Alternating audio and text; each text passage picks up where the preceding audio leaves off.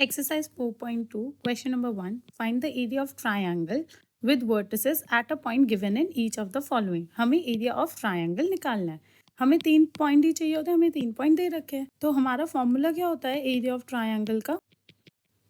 Half x1 y1 1 x2 y2 1 x3 y3 1. Right. Half x1 y1 है हमारा 1 0 6 0 4 3 और बची हुई स्पेसेस पे हम 1 लिख देते हैं. हाफ. अब आप इसको खोलोगे मैट्रिक्स को, हम किससे खोलेंगे? C2 से. देयरफॉर आपका ये माइनस में रहेगा, ये पॉजिटिव, ये माइनस. करेक्ट. तो -0 + 0 -3 सबके डिटर्मिनेंट लिख लेते हैं. इसका डिटर्मिनेंट लिखने का कोई फायदा नहीं है, इसका भी लिखने का कोई फायदा नहीं है. राइट. तो हम इसको ऐसे ही छोड़ देते हैं. -3 पे हम क्या कर सकते हैं? ये हाइड करेंगे, ये हाइड करेंगे. हमारे पास क्या बच रहा है? 1 6 1 1 1 6 1 1. राइट. अब ये चीज आप सॉल्व करोगे तो आपके पास आएगा हाफ 0 0 कुछ नहीं -3 1 1 से 1 -6.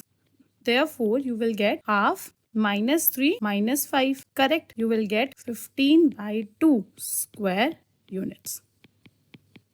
Understood. Now हमें second part दे रखा है 2 7 1 1 और 10 और 8. तो हम कैसे निकालेंगे? Half times of x1 y1 1 x2 y2 1 x3 y3 1.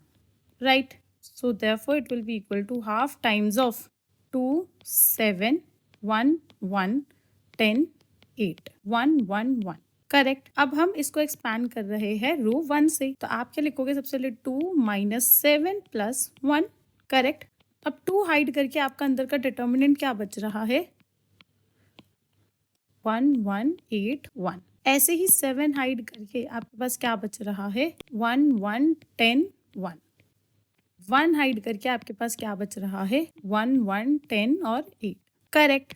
It will be equal to half times of 2 1 -8 -7 1 1 is 1 -10 plus 1 8 -10.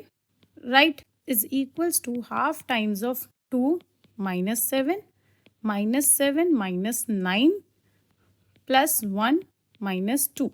Correct. Is equals to half -14 -63. ये पॉजिटिव हो जाएगा -2. Therefore it will be equal to 47/2 square units.